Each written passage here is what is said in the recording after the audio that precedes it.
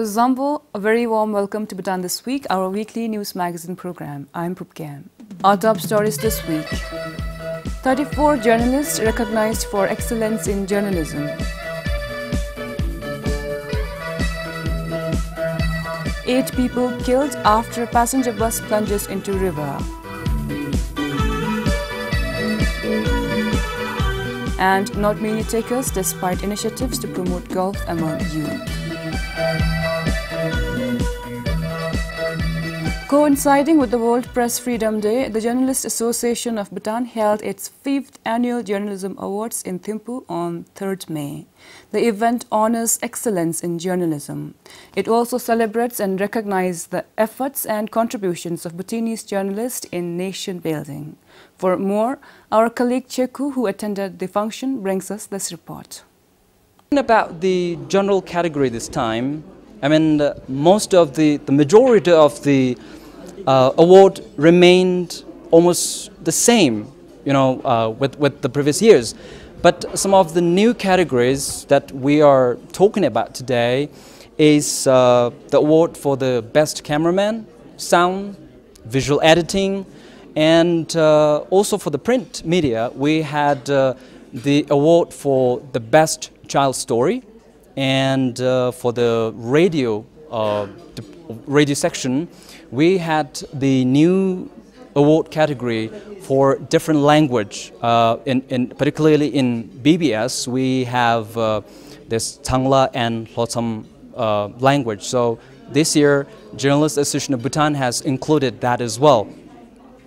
But among the categories, among the award categories that we had previously, this year we did not have the Jigme Singye Wangchuk prestigious award, and I'm joined by Namgesam, the executive director of Journalists Association of Bhutan, to talk about why we did not have the Jigme Singye Wangchuk prestigious award this year. Tell us something about that. Thank you for providing us a platform to explain why we didn't have the most prestigious award that's given out annually by the Journalists Association of Bhutan. And this year, it was a decision made by an independent jury, and we respect the decision that they made. They felt that the Jigme Singye Wangchuk prestigious award should be among the highest aspirations of a practicing journalist. And I personally support that idea as well. Of course, we have so many aspirations. Some of our aspirations as a journalist may not include winning awards, but I think for a lot of us, the Jigme Singye Wangchuk prestigious award, as the name itself states, I mean, it's the great fourth. I think we have to be deserving of an award of this sort. So this was the jury felt this year that the entries were too few, and that they didn't quite meet the high standard required by the award. So next year, the Journalists Association of Bhutan is going to ensure that we have a different way of marking these selections, or how we select or nominate for the Jigme Singye Wangchuk award. We've already decided that it's not going to be self-submissions anymore, and it's also decided that the Jigme Singye Wangchuk prestigious award is not going to be an annual feature. So sometime we may not have it for 5 years or even 10 years, but maybe in 10 years there's a Bhutanese journalist who decides to do phenomenal work, and then somebody calls the Journalists Association of Bhutan's office and says, hey, and if I'm there in 10 years time, they'll be like, Namgi, we think this journalist is deserving of this award. So there'll be an independent panel that will also tell JAP that, okay, these are the journalists we think are capable of receiving this award. So we really want it to be prestigious as the name itself. Thank you, Namge, for talking with us about that. And now, I mean, one of the prestigious award, I should say, tonight was the young and promising journalist. And I'm sure, I mean, everybody would be very excited to have this award won. And tonight we have, excitingly, the winner of the Young and Promising Journalist of the year 2018, and we want to talk about it. So, I mean, tell us about how did you feel about winning this award? Actually, I didn't expect it. It was a surprise, and I'm really happy about it. Okay. Well, that was short and sweet. So, I mean, tell us, why do you think, among so many young journalists, why do you think you deserve this award? Actually, it's not more than like 3 to 4 months since I've been in this like journey lah, and I believe that I was born to be a journalist because I have that passion for journalism, and I want to like cover stories on social issues and all, and bring impact to the society lah. So I think due to my passion and like my core value for journalism, I thought I deserved it lah. Okay. Something to be noted down. She said she is born to be journalist, and I mean we couldn't be more proud about hearing that. Now, I mean the young and the promising journalist of the year. Now, how do you think your story you did in 2018, impacted and bring out the positive change in the society? Well, thank you. Actually, like I did lots of stories, but for this award, I think 10 of my stories went, and from there, I think I can remember only 2 stories lah. One is regarding the incinerator in Hejo cremation ground, and the other thing is related to challenges that startups are facing. So I think most important thing is the cremation ground. It have lots of environmental impacts and all. So I did a story on like people giving good feedback on the incinerator, using it and all. So they are going to do that. From these, they are like going to insert. I mean, like they are going to insert 10 incinerators, and I think that what impact in regards to environmental changes. And for the startups, what I feel is there have been like lots of startup weekends coming up, but the young startups, they are facing challenges. So what I feel is that now the ministries and concerned authorities, they are guiding the startups. So I feel that's how my story impact the society. Okay. Thank you so much. That was our young and promising journalist of the night. And just you heard that, why she deserved to be the young and the promising journalist of the night. So the story that impacted the society at large out there. So, that's how exciting it makes, and that's how exciting the program is. So, with this, I would like to end up here saying that, people are all smiles here, and that's what the night is all about tonight. Thank you. More than 80 teachers from various schools in Wandiphoto were recently awarded certificates for excellence in teaching. This is a new initiative by the district education sector to motivate and recognize teachers. It was started from last year as an annual event. We hope you will enjoy. 78 teachers got the Order of Merit in Academic Teaching Excellence.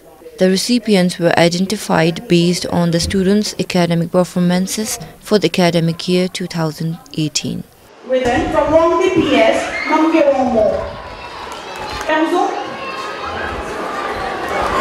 And lastly, we have English with 74%. Similarly, 4 teachers received awards for overall excellence. It was assessed based on good practices, school atmosphere, and academic performances of the students in the school.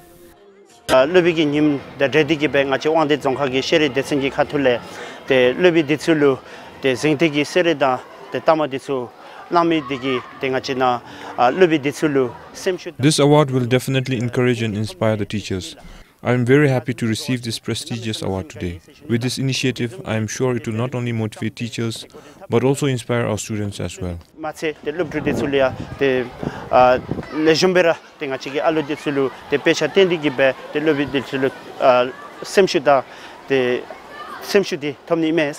Tonight I'm really feeling honored, and then I should say that I'm really flying in the air for receiving such excellent certificate.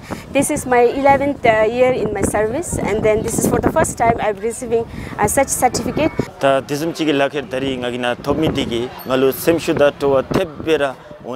This certificate will definitely encourage me to continue teaching the students. It will always remind me to put in extra effort and alternatives while teaching students.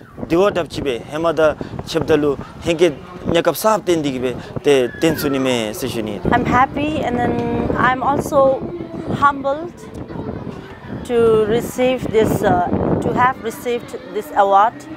And then I would like to dedicate this award to my students because I know that it's their hard work. It would really motivate teachers like us, and then it's also going to inspire us, and then it's also going to make us work more harder. And the teacher of Kashi Primary School also received a certificate of appreciation for sacrificing her 2 months maternity and for not having taken any leave in 2018.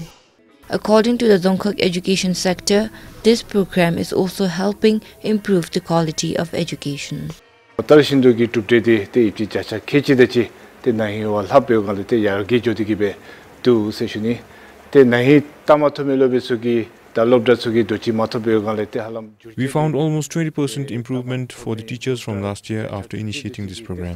Moreover, we found about 60% of different schools got the award this time, which shows huge changes compared to last year. Te nahi wal habbe te tamatiki te namesime konlo pobada simshu sinshu kenigi te mikte te halam.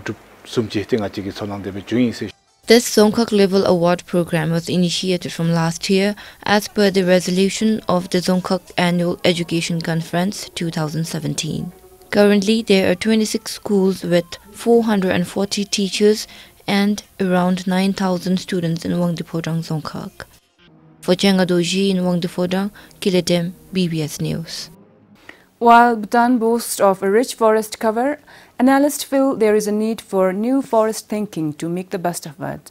This means going against the conventional idea and cutting trees to save forest. The detailed understanding of this new thinking was presented during the second Bhutan lecture series on innovation, science and society held in Thimphu recently. While presenting Cut Tree Save Forest, a call for a new forest thinking in Bhutan, Dr. Phunsan Namgyal, a forest analyst, said, just like too much of anything is harmful, so is the forest cover in Bhutan. He said the forest cover in Bhutan has increased to over 84% during the last 6 decades. Bhutan's constitution mandates that government to ensure a minimum of 60% of Bhutan's total land as forest cover for all time. This increase in forest cover has come at the expense of the agricultural land and the grassland. For instance, the agricultural land decreased from 9% in 1970s to 2.7% today, and the meadows from 4% to 2%. Moreover, Bhutan's current timber reserve is over 100 million truckloads, and annually the forest adds an annual growth of 1.35 million truckloads of wood. On the other hand, the amount of wood removed from the forest in Bhutan is just 0.05 million truckloads in a year, and Bhutan is a net importer of wood and wood products. In some years, we are importing 8 times more wood than we export. The extremely low rates of timber harvesting over the years lead to our forests being overstocked with unhealthy trees, which make them very vulnerable to climate change. The overstocked forests provide poorer habitat for wildlife, for birds, and then plant diversity. Overstocked forests are also more vulnerable to forest fires. Therefore, forest thinning is important. Many trees also disrupt groundwater supplies. Trees consume more water than the agricultural crops and other vegetation. A large Douglas fir tree is said to consume 3,000 of liters in a day, and an oak tree 189 liters. In an experiment in UK, researchers found that for every 10% of the upper watershed planted with trees, there was a 1.5 to 2% reduction in water yield in the downstream. Besides, wood is also the best construction raw material in combating climate change, as it can lock up carbon contained in the atmosphere. Dr. Phunsan concluded that a vibrant and healthy forest industry can address many other national and local issues as well. Kiletem for BBS News. 8 people, including a young girl, were killed in a motor vehicle accident in Wandiphoda last week. The public transport bus they were travelling in had plunged around 100 meters down into the Punasangchu River near the Basuchu hydropower colony on the morning of 4th May. 16 other passengers were also injured and evacuated to nearby hospitals. According to police, falling boulders had hit the bus, after which the driver lost control of the vehicle. The bus was heading towards Sirang from Thimphu. Communities in rural places who do not have access to banks and its services now have an alternative. Bhutan Association of Women Entrepreneurs, or BAWE, inaugurated the Beijing Microfinance Institution last Sunday. The institute will offer banking services such as loans and even ATM facilities to people in rural areas across the country. The Belgian Microfinance Institution, licensed by the Royal Monetary Authority, has been conceptualized to provide a platform encouraging support for members to grow their businesses. The Bhutan Association of Women Entrepreneurs has been given a microfinance a certificate by the RMA in recognition, and because the RMA felt the need for BAWE to be able to become to be better prepared to serve our communities, especially end of the road the communities that don't have access to the usual banks. Because for the bigger banks, it's not economical to have banks in such far off places where their client base is so small. BAWE also distributed micro ATMs to its members in 9 Dzongkhaks. The micro ATM is expected to inculcate saving habits among members. Clients can deposit their money as well as withdraw cash from the machines. The microfinance institution will also give loans without collateral, unlike the banks which require fixed assets for any loan. Bhutanese, by nature, we are not the saving types as such. But however, when this micro ATM has landed right onto their doorstep, it started off as an interest that they will save, just a little bit of what they have in excess, in surplus. And one leads to the other. And now it has become a habit. And now it is something that, the whole community looks forward to. The pattern of livelihood, it's just now pretty basic. These are all first-time entrepreneurs there. And now they're coming forward. The microfinance institution is expected to address the gap between rich and poor, create employment, and promote access to finance, particularly among rural people and unemployed youth. Chonidama for BBS News. Thailand's new king Maha Vajiralongkorn was officially crowned last Sunday in a grand ceremony in Bangkok. The official coronation was held for 3 days. According to BBC, the 66-year-old king was handed the Great Crown of Victory, which he placed on his head during the ceremony. The new king also issued his first royal command, promising to reign with righteousness, as his father had done at his coronation 69 years ago. King Vajiralongkorn inherited the throne in 2016 when his father died. He is the second child and first son to King Bhumibol Adulyadej and Queen Sirikat. In the latest development towards implementation of Bhutan's sustainable low-emission urban transport system, the Information and Communications Ministry has written to the central bank to increase the loan ceiling on purchase of electric vehicle taxis. This is to make electric vehicles affordable for taxi operators. Bhutan's sustainable low-emission urban transport system aims to roll out 80 electric vehicle taxis in Thimphu region by the end of this year. The project is country's effort towards remaining carbon neutral. Bhutan's Sustainable Low-Emission Urban Transport System project requested the Royal Monetary Authority to increase the loan ceiling from 50 to 70%. This is considering the fact that electric vehicles with good range would come at a higher cost.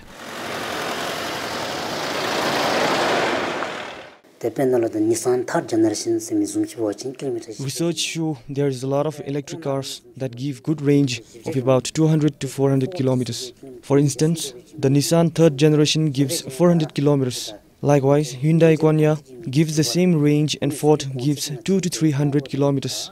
There are many others that give 200 kilometer range. Such cars cost at least 1.5 to 1.7 million Newton. So if taxi operators choose a car that gives 400 kilometers, it will be more expensive. The project is providing 20% subsidy grant, which translates to $5,500 on purchase of every electric vehicle taxi. Till date, close to 100 taxi operators have registered with the project office.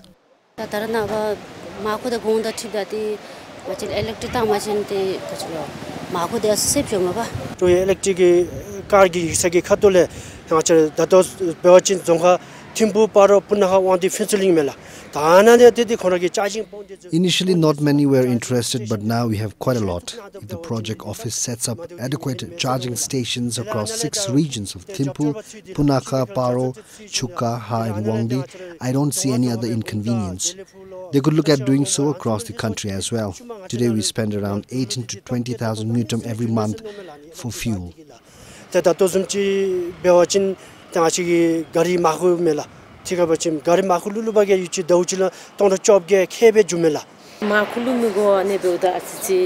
Since we do not have to fuel the cars, it will benefit us. Today we have to refuel our cars after every 2 to 3 days, spending 8 to 900 Newton. When we get passengers, the expense increases to over 1,000 Newton.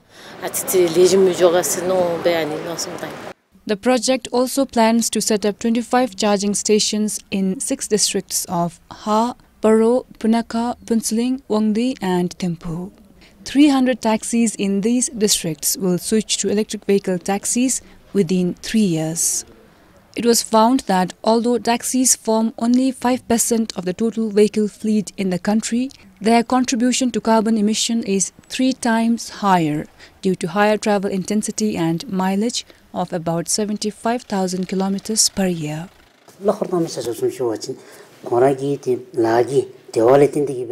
We targeted the taxi drivers because it is the taxis that travel the most. In a day, they cover at least 150 to 200 kilometers. As a result, they use more fuel and emit more harmful gases in the atmosphere.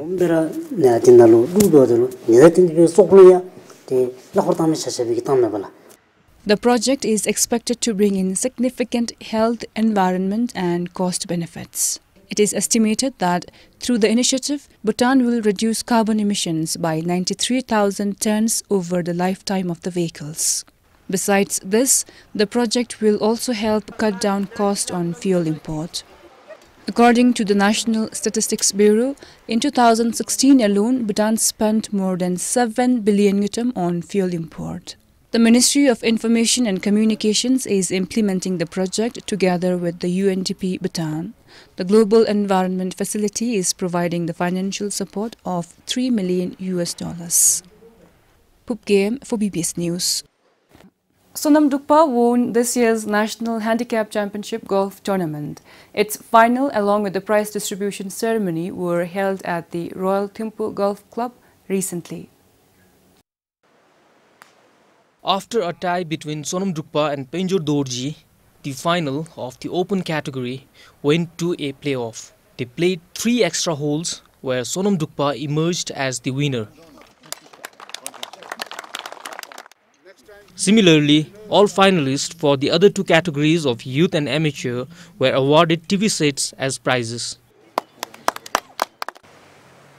Officials from the Bhutan Golf Federation said, despite various initiatives to promote golf among youths, it is still not a popular sport in Bhutan. Adequate golf course and lack of proper coaches are the main challenges on the way. I do believe we have talent, but also to nurture it, we need coaches from outside, we need experts. We are nowhere at the level to really bring them to the potential, to the level that they have the potential. So, depending on how we can secure aid and coaches, I think in the next 5 years or so we could produce very good golfers. 126 participants took part in the annual tournament played over a period of 4 days. The Bhutan Olympic Committee and Drukwang Alloys were its primary sponsors. Komal Kharka, BBS News. That's all we have for you for this week. Thank you very much for watching.